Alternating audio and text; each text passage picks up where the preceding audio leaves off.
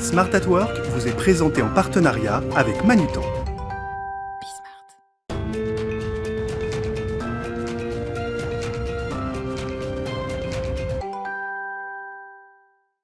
Bonjour à tous, bienvenue dans Smart at Work, votre émission mensuelle autour du concept du bien travailler. Alors ce mois-ci, je vous propose de nous intéresser de plus près à l'excellence opérationnelle et à une méthode pour l'atteindre que sont donc les OKR, Objective Key Results en bon français. Alors de quoi s'agit-il exactement? Comment mettre en place cette méthode?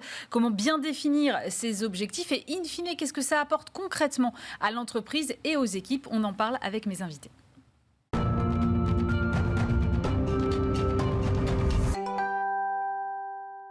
Et pour commencer cette émission, j'accueille sur ce plateau Antoine Dillon. Bonjour. Bonjour Aurélie. Vous êtes Regional VP Europe du Sud chez GTM Hub, qui est un éditeur de ces fameuses solutions OKR. Oui. OKR, donc Objective and Key Results, c'est sans doute quand même assez obscur, d'abord pour nos téléspectateurs, pour moi un peu aussi encore, même si j'ai bossé. Sur quoi repose cette méthode concrètement et en quoi permet-elle, selon vous, d'atteindre l'excellence opérationnelle ? Alors effectivement, OKR, c'est un acronyme qui nous vient des États-Unis et qui veut effectivement dire Objective Key Results. C'est une méthode qui est pas récente.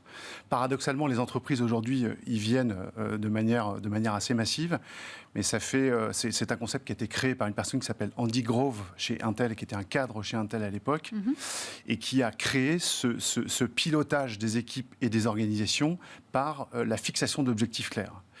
Voilà, donc en fait, OKR est devenu une méthode qui s'est imposée et qui a été démocratisée quelques années plus tard, en 2000, avec Google, qui a introduit en fait cette approche-là de pilotage par les objectifs et qui a porté l'organisation avec les succès qu'on lui connaît aujourd'hui.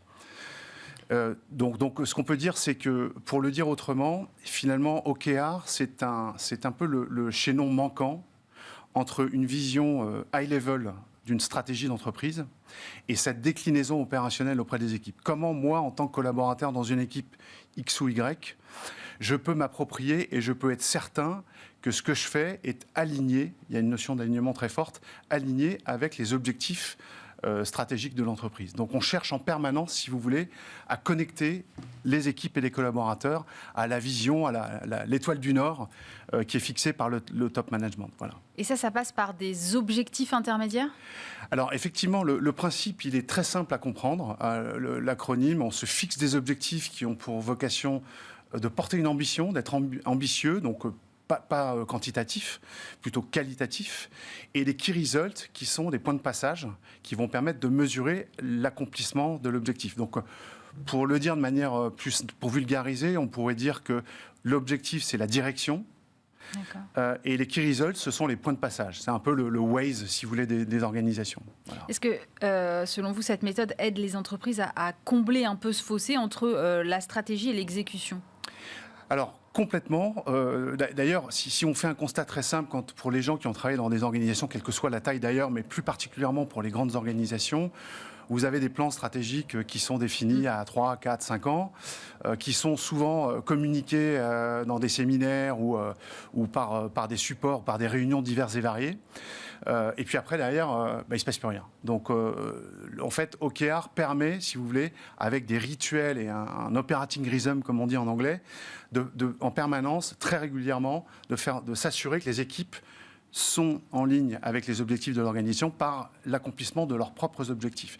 Donc, on donne, si vous voulez, cette possibilité à n'importe qui dans une organisation. Certains limitent aux chefs d'équipe, d'autres descendent au niveau des collaborateurs, de définir eux-mêmes leurs propres objectifs. Donc, si vous voulez, il y a une dimension aussi philosophique qui est importante, puisque finalement, on va chercher aussi l'engagement des collaborateurs. Et un développeur qui travaille sur des sprints 1, 2, 3, avec OKR, il va pouvoir lever un peu la tête et comprendre comment son travail s'inscrit dans un ensemble qui doit être aligné. Voilà. Ça repose aussi sur ces fameux objectifs clés là dont vous avez parlé. Oui. Si ces résultats clés là, si on les atteint pas, qu'est-ce qui se passe ? Alors ça, c'est une question intéressante parce qu'il faut pas confondre key result et KPI. C'est ça.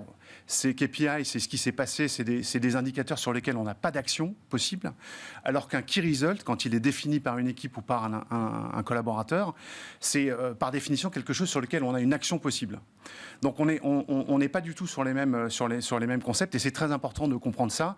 Et d'ailleurs, dans les initiatives OKR, dans toutes les entreprises, le point de passage obligatoire au départ, c'est de faire en sorte que les gens comprennent bien cette approche philosophique, cette dimension en fait très ambitieuse qui n'est pas fondée sur une sanction si on n'atteint pas un objectif, parce que par définition, OKR, on porte une ambition qui est volontairement très très ambitieuse justement. Voilà. Donc ça veut dire que ces points de passage obligatoires, ils peuvent être contournés ou reportés? Alors, non, les points de passage, les key results sont des points de passage qui sont clairs, qui sont précis, qui sont mesurables et qu'on peut vérifier.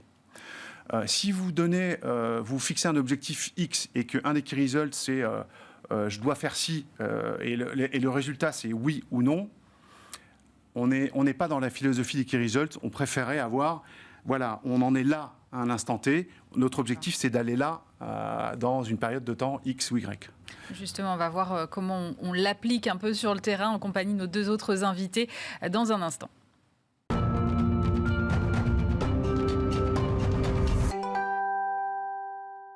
On poursuit cette émission toujours en compagnie d'Antoine Dillon, Regional VP Europe du Sud de GTM Hub. À ses côtés, Thibaut Péan, bonjour. Bonjour. Vous êtes directeur produit de Mr Temp Group, agence d'intérim digital. Vous-même, vous avez embarqué vos 800 collaborateurs et collaboratrices dans cette fameuse méthode OKR. On va voir comment. Et puis Antoine Compin, bonjour. Bonjour Aurélie. Directeur général de Manutan France et partenaire de cette émission. Antoine, j'ai commencé par parler d'excellence opérationnelle. Comment vous voyez-vous cette excellence opérationnelle chez Manutan et comment vous faites le lien avec cette fameuse méthode OKR? Alors, chez Manutan, nous sommes un distributeur de matériel aux entreprises, aux collectivités et aux artisans. L'excellence opérationnelle qui va être un dispositif systématique pour maximiser une performance. Alors, en fait, pour atteindre, bien sûr, la performance client, tenir nos engagements, tenir notre promesse auprès des clients. Dans un premier temps, ce qu'on a déjà fait, c'est s'assurer des attentes de nos clients, définir le parcours de nos clients. Est-ce que notre client vient parce qu'il a besoin d'un devis, il a besoin d'une information sur un produit, il veut passer une commande. Donc, on a écrit tout ça et la méthode de manière à pouvoir y arriver.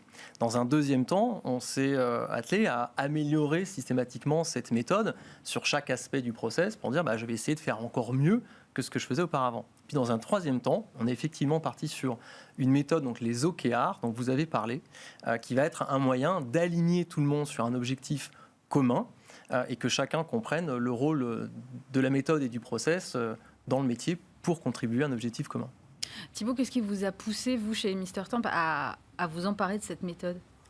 Alors nous, en fait, on est un groupe de recrutement d'intérim. On est le seul groupe de recrutement à avoir allié le digital et l'intérim local, dans le sens où on a 170 agences implantées localement au territoire. Et puis, on a aussi développé toute une offre qui permet de digitaliser ce métier qui est vieux comme le monde. Là-dessus, derrière, on avait un enjeu parce qu'on est en très forte croissance. Le groupe existe depuis 2009, il a toujours été rentable. On fait aujourd'hui 300 millions d'euros de volume d'affaires et on fait encore 30% de croissance chaque année. Donc, on doit intégrer près de 150 personnes cette année. Et on avait un enjeu de communiquer notre ambition qui est d'aller toujours plus haut et de pouvoir l'intégrer et la diffuser dans les équipes. Et ça, la méthode OKR qui permet d'avoir à la fois ambition, transparence sur les enjeux et les objectifs qu'on se fixe pour l'ensemble des équipes et aussi une cohérence et un alignement de l'ensemble des équipes pour aller tous dans la même direction. Et ce qui nous semblait vraiment important dans le sens où on a une mission qui est de donner un job aux gens, à un maximum de personnes, de servir nos clients du mieux possible. Et on veut que ça se diffuse du plus haut niveau jusqu'au plus bas. Et la méthode OKR est vraiment efficace là-dedans. Antoine Dillon, par quoi on commence quand on veut mettre en place cette méthode dans une entreprise? Alors, c'est évidemment une très bonne question. Il faut, déjà, ce que je voudrais dire en introduction, c'est qu'il faut se lancer. Il faut se lancer. Les OKR, c'est un concept qui n'est pas compliqué à comprendre. C'est plus difficile à mettre en œuvre, tout simplement parce que quand on demande à quelqu'un de définir ses objectifs professionnels, souvent, il y a le syndrome de la page blanche et c'est là que les problèmes commencent. Mais une fois qu'on a commencé, qu'on en a fait 1, qu'on en a fait 10, après, ça devient automatique et les gens prennent assez vite le rythme. Je dirais qu'il faut commencer par convaincre le top management de l'organisation, quelle que soit sa taille d'ailleurs, parce que OKR, c'est cross-industrie, c'est toutes les industries et toutes les tailles d'entreprise qui peuvent en bénéficier. Voilà, je dirais que c'est la première étape, c'est vraiment d'avoir une conviction profonde au niveau du comité de direction ou du board avant de lancer une initiative comme ça. Antoine Compin, comment vous avez procédé chez Manutan ? Alors, je rejoins complètement ce que disait Antoine. Ce qui nous semble être important, c'est de réécrire, de repenser, si ça n'était pas déjà fait, la mission de l'entreprise. On s'est rendu compte que quand on a commencé à défricher les objectifs de certaines équipes, les projets, les actions, en fait, qu'il était important déjà de repartir d'une vision beaucoup plus macro de quelle était la mission de l'entreprise. Donc, Manutan avait déjà défini sa mission comme étant entreprendre pour un monde meilleur. On s'est appuyé sur les 3 mots. Entreprendre, c'est le goût de l'entrepreneuriat, c'est faire agir. Le monde, c'est l'ensemble de notre écosystème, nos clients, nos fournisseurs, nos collaborateurs, la planète. Et puis, dans la notion de meilleur, il y a cette notion d'amélioration continue. On a bien redéfini, reparti de notre mission pour ensuite se dire, compte tenu de notre mission, quelle va être notre ambition ? Et c'est là qu'on a défini 5 objectifs, qui sont donc des ambitions qualitatives. Et ensuite de ça, et je pense qu'on va le voir au fur et à mesure, on a travaillé les résultats clés permettant d'atteindre cette ambition. Alors allons-y, c'est comment on les décline après ces résultats clés ? Alors, une fois qu'on a défini 5 ambitions, je vais vous donner un exemple. Nous, on a dit que dans une de nos 5 ambitions, un de nos 5 objectifs, c'est faire de Manutan une entreprise encore plus responsable. Vous voyez que ce n'est pas mesurable dans le soi, mais ce n'est pas l'objectif.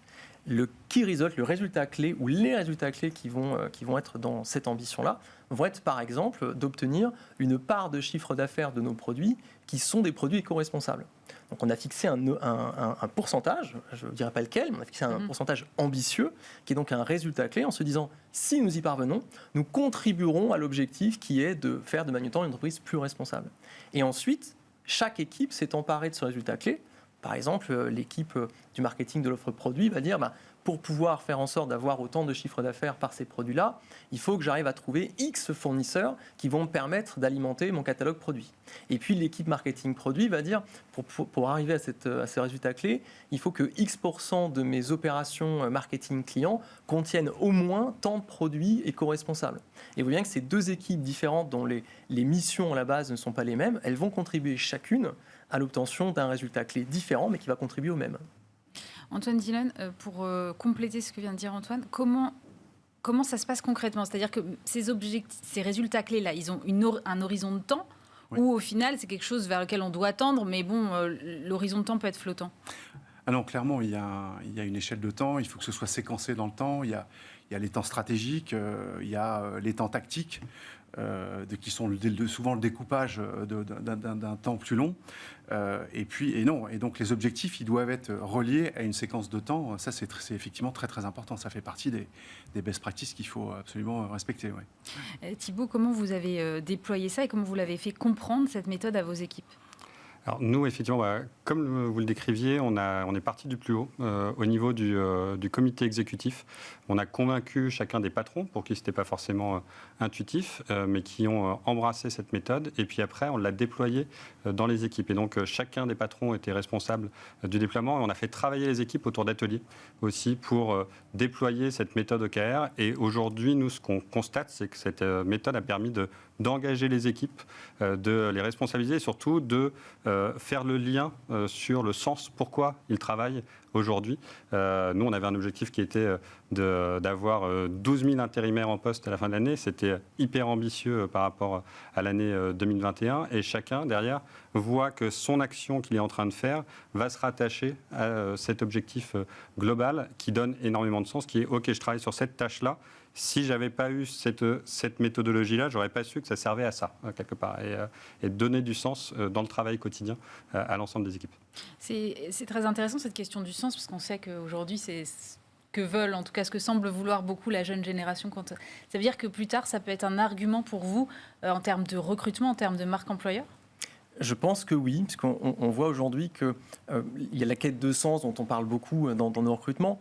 Là, cette méthode-là permet d'avoir une vision stratégique déjà écrite, partagée, communiquée et donc claire. Et l'appropriation, je rejoins Thibaut, l'appropriation de chacun sur le sens de sa mission à la contribution de la stratégie de l'entreprise. Donc en termes de sens que l'on donne au travail de chacun, c'est important. Et puis ce qui est important aussi, c'est ce que chacun va pouvoir apporter, chaque équipe va pouvoir apporter en termes de contribution dans le plan d'action. Parce qu'une fois qu'on a défini des résultats clés à atteindre et des ambitions qui sont au-dessus, on laisse l'autonomie et la possibilité quand même aux équipes de dire il faut qu'on trouve ensemble les moyens d'avoir des actions qui vont permettre d'atteindre ce résultat clé. Donc on laisse à la fois cette autonomie et cette capacité de prendre les rênes, j'ai envie de dire, pour que chacun ait le sentiment de contribuer avec réflexion, partage, collectif. L'autonomie, c'est un facteur clé, Thibaut ? Très important, ouais. Effectivement, c'est donner la direction, comme on disait, le GPS. Mais après, le chemin pour y arriver, c'est les équipes qui vont le décider. C'est-à-dire qu'il y a 5 projets qui peuvent contribuer de la même manière à un objectif. Et l'équipe va juger ou analyser celle qui aura le plus d'impact ou qu'elle est le plus à même de réaliser dans le temps imparti pour réaliser cet objectif. Antoine, il faut des outils. Une fois qu'on a... Parce que là, on a une méthode, ok, mais après, finalement, de façon opérationnelle, il faut des outils pour la déployer. Alors, je ne vais pas vous dire le contraire. Oui, j'imagine bien. Une plateforme qui permet justement de porter ces initiatives à l'échelle. C'est ça qu'on fait, nous, en enlevant un certain nombre de frictions. La réponse est oui. Souvent, en fait, les entreprises qui viennent nous voir, elles sont passées par cette phase où, au-delà d'un certain nombre de personnes impliquées dans l'initiative, ça devient compliqué en fait de suivre la progression parce que objectif pour objectif c'est pas intéressant. Ce qui est intéressant c'est de suivre la progression et de mesurer et de mener des actions correctrices quand ça va pas, quand la progression est trop lente. Nous en fait chez GTME, ce qu'on fait, c'est qu'on prend souvent le relais des Google, des Sheets ou des PowerPoint ou des Excel. On commence comme ça. Je vois bien, oui. Et c'est tout à fait bien, mais voilà, en termes d'adoption, ça rencontre assez vite des limites. On parlait tout à l'heure de l'engagement des collaborateurs. Et voilà, l'adoption, c'est vraiment un sujet qui est critique dans toutes les organisations. Et donc, si on arrive à enlever cette friction de mise à jour par les collaborateurs et que tout ça c'est fait automatiquement, ça c'est le premier point. La première friction importante, c'est que le système va mettre à jour automatiquement les objectifs, la progression des objectifs. Et puis le deuxième élément important, c'est qu'avec une plateforme qui est taillée pour ça, vous pouvez visualiser les alignements. Dans Google, dans un Excel, on ne peut pas visualiser les alignements et les interdépendances. On ne peut pas voir qu'une équipe, pour pouvoir atteindre son objectif, elle est dépendante d'une autre équipe qui a une mission qui vient en amont. Voilà. Mais c'est adaptable à tous les métiers ou pas ? Je vous le dis, oui, à tous les métiers. Alors, ce qui est intéressant dans le fait d'avoir Thibaut avec nous aujourd'hui, c'est que souvent, dans les sociétés qui ont une orientation technologique assez forte, ces besoins d'alignement, de focus, ils sont émis par les Chief Product Officers, parce que voilà, il y a des équipes de développement qui ne travaillent pas au même rythme et qui pourtant ont les mêmes objectifs. Ça peut être de délivrer un nouvel espace client, par exemple, et qui se partagent même parfois des ressources sans savoir. Donc, il y a cette notion d'alignement qui est très importante dans ces équipes-là. Voilà, les projets souvent viennent de là. Et puis après, je vous dis, c'est dans le reste de l'industrie, c'est des impulsions qui viennent de la direction générale souvent. Antoine, vous avez dû former vos équipes à cette méthode ou finalement les outils se suffisent à eux-mêmes ? Non, une formation est nécessaire. Il y a un esprit au travers des OKR. Chacun va devoir s'emparer de la méthode déjà parce qu'on a des termes comme objectif, résultats clés, plan d'action et toutes les définitions avaient besoin d'être assez alignées déjà pour qu'on parle le même langage. Ensuite, on va avoir des objectifs et des résultats clés à différents niveaux de l'entreprise. Ce qui était important d'expliquer à tout le monde, c'est que la mission qui est celle de l'équipe dans laquelle je suis n'est pas uniquement la mienne, mais je vais devoir potentiellement m'appuyer. Je pense que dans toutes les organisations, on est tous interdépendants. Je vais devoir m'appuyer et partager et contribuer, déjà partager mes résultats, mes avancées, mais me rendre bien compte que mes priorités sont les mêmes que celles de mes voisins qui sont à côté. Et ça, c'est quelque chose qui était assez nouveau parce qu'on avait tendance parfois à travailler avec beaucoup de priorités différentes en se disant « ça n'est pas ma priorité, je l'écarte, moi je suis concentré ici ». En fait, à partir du moment où on a tous la contribution vers le même objectif, les priorités découlent toutes seules. Ça nécessite néanmoins une formation, un accompagnement. On est à la saison 2 chez Manutan, donc ça fait un peu plus de 2 ans maintenant qu'on a mis en place cette méthodologie-là. On apprend tous les jours et on améliore tous les jours la façon dont on définit et nos résultats clés et la mesure. Ce qui est important ici, c'est la mesure. Ça veut dire que quelque part, ça instaure quand même une culture du résultat, Thibaut ?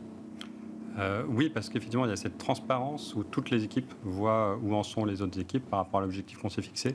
Alors nous, on n'a pas encore d'outils. On est encore au Google Sheet. C'est la deuxième année aussi qu'on va intégrer. Mais la conviction qu'on a, c'est que par le fait qu'on en a parlé régulièrement à des meetings avec l'ensemble des employés derrière pour faire le suivi derrière et que chaque équipe sache où en sont les autres donc ça crée une puissance positive pour l'ensemble de l'entreprise. Et surtout, tout le monde va dans le même sens. Que là où je rejoins aussi, c'est sur toutes les priorités qu'on peut avoir. Toutes les équipes ont leurs priorités. Le fait d'avoir aligné au niveau central et de relier ça à la vision et à la mission qui est pour nous de donner un job à un maximum de gens. Et comment on le fait, on a décidé qu'il fallait le faire. Enfin, que cette priorité-là était plus importante que telle autre. Est clé. Parce que derrière, tout le monde a un fil rouge qui nous permet d'être performants et d'avoir cette croissance permanente. Antoine, je vais me faire un peu l'avocat du diable, mais est-ce que ça ne met pas trop de pression sur les équipes ? Parce que moi, je me mets à la place d'une équipe A de chez Thibaut, par exemple, qui voit que l'équipe B est vraiment en avance et que moi, par contre, je suis un peu en retard. Je me dis, oh là là là là, je ne vais jamais tenir mes fameux résultats clés, je ne vais pas y arriver et ça me paralyse. Alors, paralysé, peut-être que le mot est un peu fort, mais oui, il y a forcément, à un moment donné, ça c'est ce qu'on appelle effectivement le change, c'est la deuxième brique, convaincre la direction générale qu'il faut aller vers ce type de framework, comme on dit en anglais, c'est une première chose. Ensuite, accompagner, faire du change, c'est-à-dire expliquer exactement ça aux gens, de dire que ce n'est pas un outil qui sert à sanctionner les gens, c'est juste un cadre pour gérer les opérations. Voilà, vous savez, la nature humaine, et je vais répondre à la question, mais la nature humaine, un des bénéfices, c'est le focus. On a parlé d'alignement beaucoup, on a parlé de transparence, tout le monde voit les objectifs de tout le monde.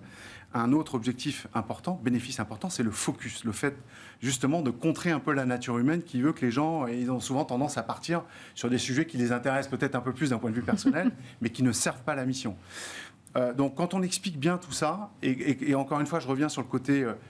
je dirais, comment on va atteindre la Lune, en fait. Je caricature un peu, mais il y a un peu de ça dans l'histoire. Et qu'on n'est pas sur un système qui est là pour sanctionner les gens. D'ailleurs, on a tendance à dire dans l'univers des OKR qu'un objectif qui est atteint à 60 ou 70%, c'est un très bon résultat. Parce que justement, on sait que dedans, l'objectif, il est porteur d'ambition. Donc c'est là où je reviens sur le sujet de tout à l'heure, des KPI qui mesurent de manière très millimétrée des choses.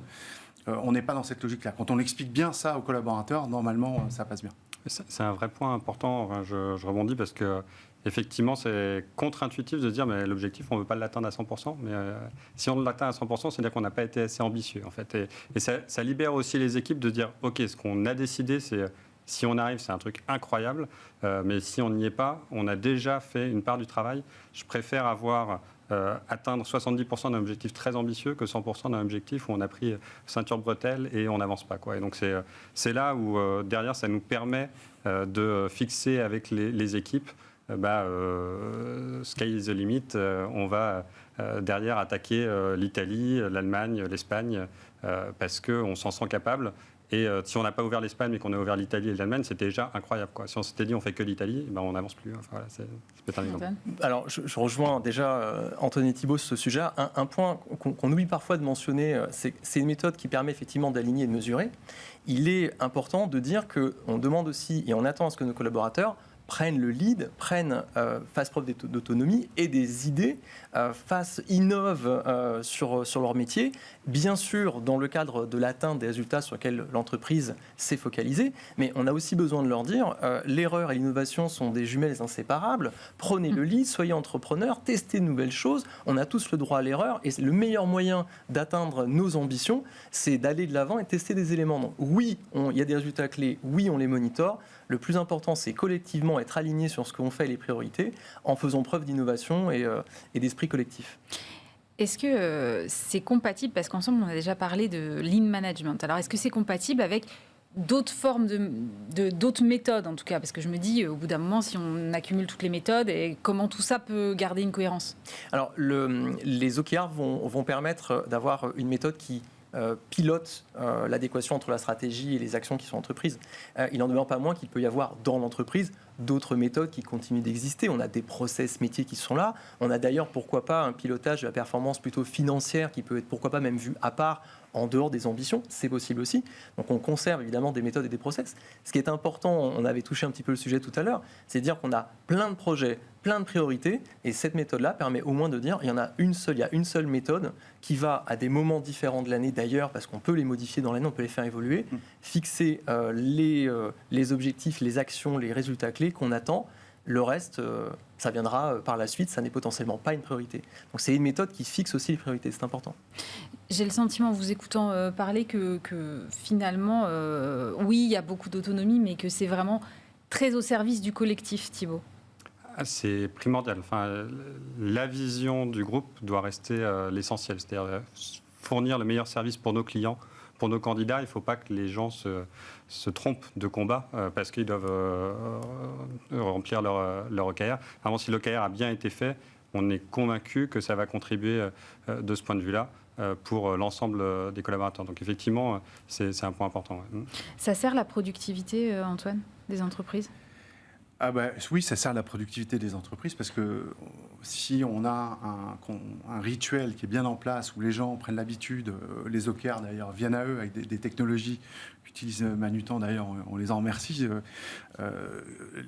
L'objectif c'est effectivement d'aller s'intégrer dans les systèmes qui sont utilisés au quotidien par les collaborateurs. Donc si j'utilise Slack, Teams, je vais avoir des OKR qui vont venir à moi, je ne vais pas être obligé de me connecter sur une énième plateforme. Là je reviens au sujet de l'adoption de tout à l'heure. Donc oui, effectivement, ça améliore la productivité parce qu'en permanence, en fait, on voit quels sont les indicateurs. Et j'ajouterai une chose, un de nos objectifs à nous, c'est de faire en sorte aussi que ça devienne ludique. Vous savez, je vais très rapidement prendre le parallèle avec les gens, les super contributeurs dans les grosses communautés de consommateurs qui, dès qu'ils se lèvent le matin, c'est 2% à peu près, 2-3% des gens, ils se lèvent le matin, la première chose qu'ils font, c'est d'aller voir s'ils sont toujours dans le top 5 des gens qui contribuent le plus. OKR, en fait, nous, on a, avec des plateformes comme la nôtre, on a aussi cette vocation-là de rendre la chose un peu ludique. Donc oui, ça améliore la productivité sans aucun doute. Antoine, on a parlé d'excellence opérationnelle au début. Finalement, avec les OKR, l'excellence opérationnelle, on se rend compte qu'on ne l'atteint jamais et qu'on est dans ce process d'amélioration continue. C'est même, honnêtement, si on devait garder quelque chose, c'est ça l'idée, c'est de se dire, on fait déjà beaucoup de choses, donc on fait en sorte de les prioriser, mais l'idée vraiment est de s'améliorer et de faire avancer systématiquement nos projets pour, déjà, nous, c'est entreprendre pour un monde meilleur. Ça passe évidemment par satisfaire nos clients, nos collaborateurs, nos fournisseurs. Et donc, on est dans cette démarche-là constante. Alors, il faut que ce soit dans les gènes, dans la culture de l'entreprise, mais excellence opérationnelle, amélioration continue et OKR font très bon ménage. Merci beaucoup Antoine Compin, directeur général de Manutan France, Thibaut Péan, directeur produit de Mr Temp Group et Antoine Dillon, régional VP Europe du Sud de GTM Hub. On se retrouve bien sûr le mois prochain pour un nouveau numéro de Smart at Work. Smart at Work vous a été présenté en partenariat avec Manutan.